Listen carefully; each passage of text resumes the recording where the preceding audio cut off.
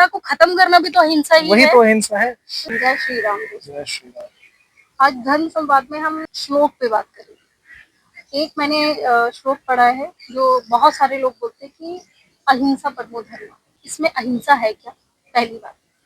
दूसरा, हमें ये जानना है कि सिर्फ अहिंसा ही धर्म है, क्योंकि मैंने जब इसके बारे में थोड़ा सा रिसर्च किया तो वहां पर मुझे इसका एक तो ये श्लोक आधा है ये पता चला। अहिंसा परमो धर्म नहीं है, अहिंसा परमो धर्म, धर्मो हिंसा तथैव च।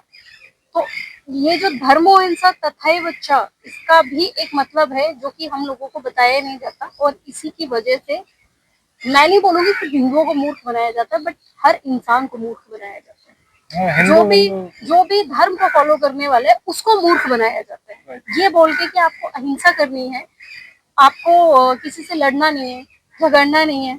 ऑब्वियसली नहीं लड़ना अधर्मी अधर्मी ये बात नहीं मानता। हाँ। वो तलवार लेके खड़ा है आपकी गर्दन उड़ाने को, लेकिन आपको ये सिखा दिया गया कि आप धार्मिक हो, तो आपको ये सिखा दिया गया कि आप हाथ में तलवार नहीं उठानी है। लेकिन इसका बहुत डीप मीनिंग है, इसको समझना पड़ेगा। अहिंसा परमो धर्म, इसका मतलब क्या है? मतलब अहिंसा ही सबसे बड़ा धर्म है। राइट। परम अहिंसा परम धर्म है। इसका मतलब ये नहीं कि अहिंसा करना परम धर्म, अहिंसा परम धर्म है। तो अहिंसा परम धर्म है का मतलब क्या है कि अहिंसा को व्यापक रूप से रखना इस समाज में, इस विश्व में अहिंसा को बनाए रखना ये परम धर्म है। ये नहीं है कि कोई हिंसा कर रहा है और उसके साथ हिंसा नहीं करनी। जैसे कि अगर हिंसा हो रही है तो फिर अहिंसा बची नहीं, तो फिर काहे का धर्म है? तो अगर कोई हिंसक है तो जो हिंसा कर रहा है उसको मृत्यु दंड देके, उसके साथ हिंसा करके अहिंसा को होने से रोकना, ये इसका अर्थ है अहिंसा परमो धर्म का। इसीलिए उसमें अगली लाइन उन्होंने ऐड की, धर्मो हिंसा तथैव च। तो इसका मतलब धर्म, मतलब धर्म के लिए हिंसा करनी पड़े। तथैव च मतलब तथैव च, इसमें 3 वर्ड है, मतलब सेम एज धर्म के लिए अगर तुमको हिंसा करनी पड़े तो वो भी परम धर्म है। अहिंसा परमो धर्म, अहिंसा परम धर्म है, लेकिन वैसे ही जैसे धर्म के लिए की गई हिंसा। तो इसका एक्चुअल में फुल मीनिंग यही है, बट लोग आधी आधी बातों को बताते हैं और फिर हमारे ऊपर उसी को थोप दिया जाता है कि नहीं आपको लड़ना नहीं है, ये नहीं करना। ऑब्वियसली फालतू में तो हमें किसी से नहीं लड़ना, लेकिन जब अपने परिवार पे बात आएगी तब क्या आप नहीं लड़ोगे? और अगर आप नहीं लड़ोगे तो फिर जैसे कश्मीर फाइल्स में आपने देखा, फिर वही होगा हमारे साथ। धर्म के लिए हम घंटी बजाते रहेंगे लेकिन उस घंटी को मारने की ताकत नहीं रखेंगे अपने अंदर, है कि नहीं? क्योंकि हमें कहीं कभी सिखाया ही नहीं गया कि वो जो घंटी आप भगवान के सामने बजा रहे हो, वो जब आपका जो परिवार है उसके ऊपर अगर कोई उंगली उठाए तो ये घंटी उसको देके भी मारनी है आपको, तो ये बताया ही नहीं गया। क्योंकि वो भाई हमारी फैमिली की रक्षा करना भी तो हमारा धर्म है, उस धर्म को कौन बचाएगा? सिर्फ हमारी फैमिली की नहीं, जहाँ भी किसी भी इनोसेंट पे अगर अत्याचार हो रहा है तो उसको रोकना हमारा धर्म है। फिर उसके लिए अगर हिंसा करनी पड़े तो आपको करनी चाहिए, क्योंकि वो अहिंसा का ही पार्ट है। क्यों? क्योंकि अहिंसा परमो धर्म, समाज में अहिंसा को बनाए रखना परम धर्म है। तो अगर कोई व्यक्ति किसी मासूम के साथ हिंसा कर रहा है तो उस हिंसक व्यक्ति के साथ हिंसा करके उसको शांत कर देना, उसको सुला देना, ये परम धर्म, ये अहिंसा है। क्योंकि उसके खिलाफ युद्ध करके आप हिंसा को रोक सकते हो, वही तो करना है अहिंसा। अगर आज आपने अहिंसा के चक्कर में उसको छोड़ दिया ना तो वो कल जाके 10 लोगों को और बर्बाद करेगा। एग्जैक्टली। यहाँ एक रूल और है कि एक क्या मतलब निर्दोष छूट जाए, ऐसे कुछ है ना क्या? 100 दोषी छूट जाए, लेकिन एक निर्दोष को सजा नहीं होनी चाहिए। लेकिन आप कौन आइडेंटिफाई करेगा कि वो निर्दोष है कि नहीं है? ये कॉन्सेप्ट ठीक है कि एक निर्दोष को सजा नहीं होनी चाहिए, लेकिन 100 दोषी छूट जाए, ये गलत है। बुलशिट। एक भी दोषी नहीं छूटना चाहिए, क्योंकि वो एक निर्दोष जो तुमने बचाया है सजा मिलने से, उसको तो वो सजा दे देगा यार। और उसके साथ कितने निर्दोषों कितनों को वो सजा दे देगा। और अगर आप जो दोषी है वो किसी भी कीमत पर नहीं बचना चाहिए। निर्दोष को किसी भी कीमत पर, कीप योर कॉन्सेप्ट्स क्लियर। ये नहीं कि निर्दोष को बचाना, आप बिल्कुल आपका फोकस होना चाहिए कि निर्दोष को बचाना है। आपका फोकस सिर्फ यही होना चाहिए कि निर्दोष को बचाना है। दोषी बच जाए ये इसको तो सोचना ही नहीं है, बोलना ही नहीं है। दोषी बचना ही नहीं चाहिए, निर्दोष बचना नहीं चाहिए। सिंपल। एक निर्दोष को छोड़ने से ज्यादा भयंकर होगा एक दोषी को छोड़ देना। एग्जैक्टली। और फिर वो अहिंसा नहीं करेगा आपके साथ, फिर वो ऐसा आतंक मचाएगा कि ये अहिंसा परमो धर्म, फिर वो धर्म धरा रह जाएगा। क्योंकि वो हम लोगों को इस लाइन का मतलब शायद पता हो, लेकिन उसको इस लाइन उसको का बड़ा ही मतलब फर्क नहीं, पड़ रहा है, वो किसी से फर्क नहीं पड़ता।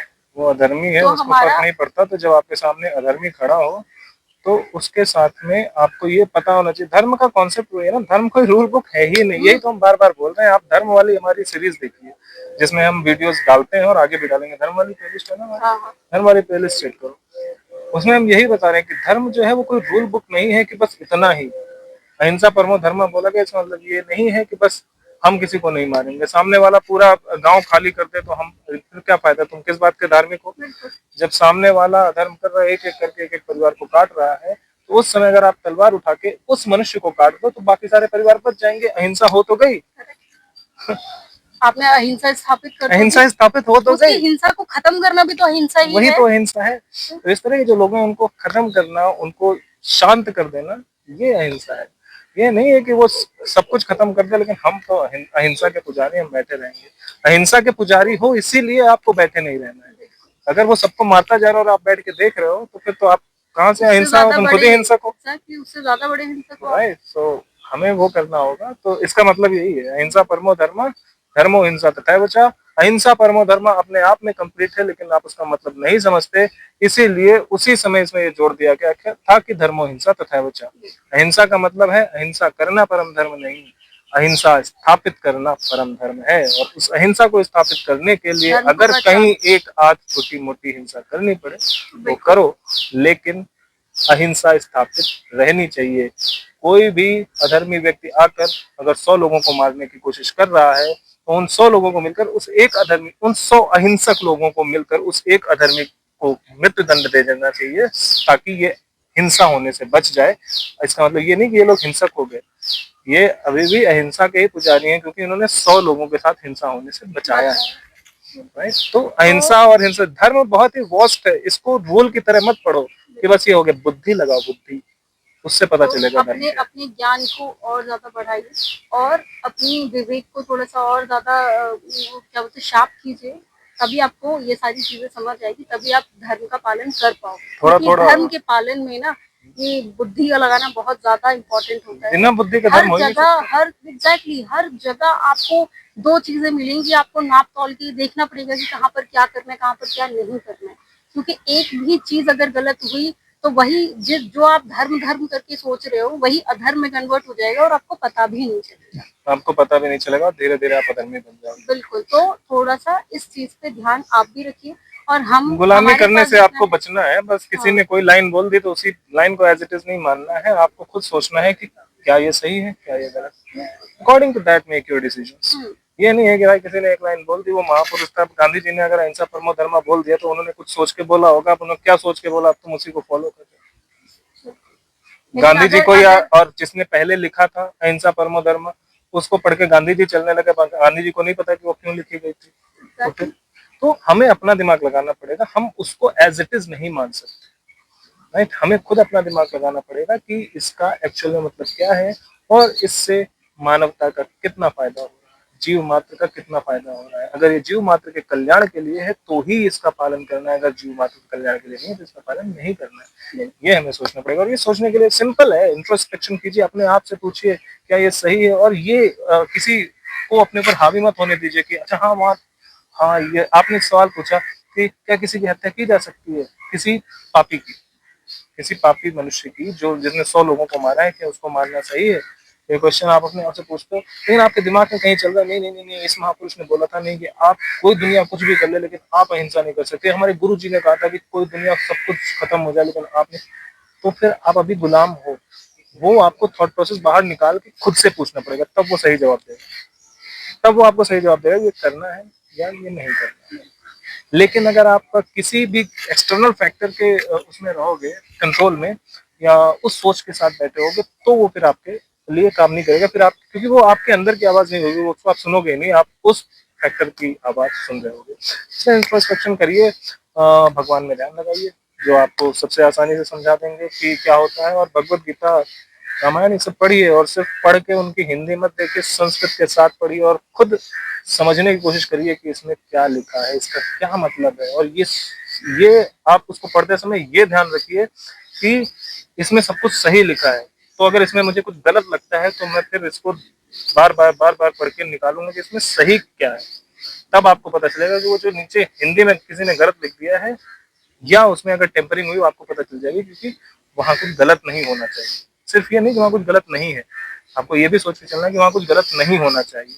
तब आप जब पढ़ोगे और आपको उस लगेगा कुछ गलत है तो आप उसको ठीक करने की कोशिश करोगे, तब आपसे धर्म के रास्ते पर चलोगे।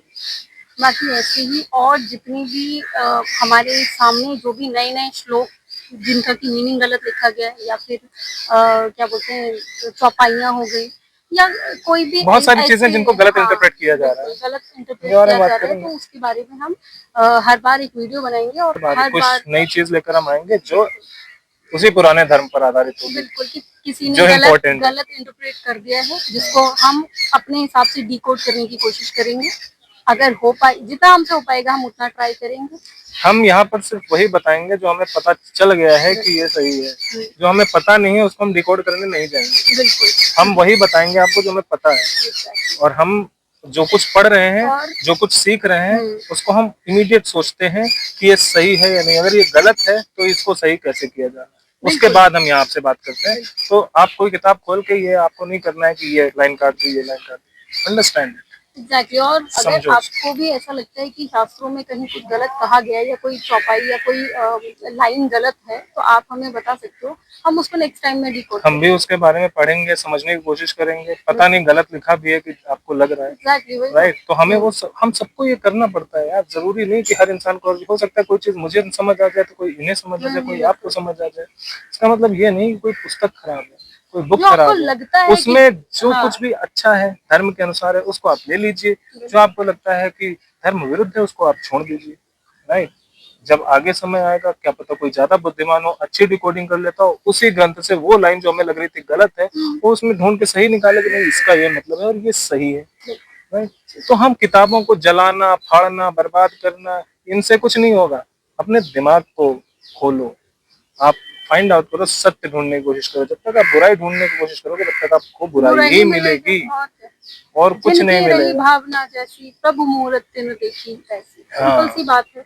जब जो ढूंढने निकलोगे आपको वैसे ही मिलेगा, वही मिलेगा। तो इसलिए बुराई ढूंढने से अच्छा अच्छाई ढूंढो। और किसी भी गुलाम क्यों बनना है? किसी एक बुक में कुछ लिखा है तो वही पत्थर की लकीर, एक ही चौपाई क्यों माननी है भाई? पूरी किताब में 75 अच्छी चीजें लिखी, लेकिन तुमको ढूंढ के एक बुरी चीज जो लिखी है उसी को मानना है, जो कि शायद उसने लिखी भी नहीं है, किसी ने आपको बता दी। तो इन चीजों से बाहर रहिए, अच्छी अच्छी चीजें सीखिए, अच्छे अच्छे कर्म करिए। और किसी भी बुक को फाड़ने जलाने से कुछ नहीं होता। उन बुक्स को खोलिए, उनको पढ़िए, उनको समझिए। अगर उसमें आपको कुछ लगता है यार ये सही नहीं है, तो एक बार ये भी सोच के देखो, क्या पता मेरा दिमाग ही इतना तेज ना हो कि इस बात को समझ पाएगा, राइट। और बीच में खोल के एक श्लोक पढ़ने से कुछ नहीं होगा, जब पूरी पढ़ोगे तभी समझ आएगी, और एक बार पढ़ने से नहीं समझ आएगी, क्योंकि वो कोई रूल बुक नहीं है। शास्त्रों में क्या लिखा हुआ है वो हर कोई नहीं समझ सकता, ये भी ध्यान में रखिए। और हमेशा याद रखना, एक लाइन पढ़ने से नहीं होगा। सीधे एक लाइन पढ़ के आओगे उसका मतलब हमेशा गलत ही निकलेगा। आप पूरा पढ़ोगे और इस इच्छा के साथ पढ़ोगे कि इसमें से मुझे अच्छी चीजें खोजनी है, तभी आपको मिलेगा। और गुलामी करना बंद करोगे तो ही आपसे कोई गुलामी नहीं करवाएगा। वरना फिर वो लोग इसकी वजह से हमारे साथ गुलामी कर, तुम कर काहे रहे हो भैया, करना क्यों नहीं छोड़ देते, right. So that's the point. इतना ही बस, बहुत है। जय श्री राम।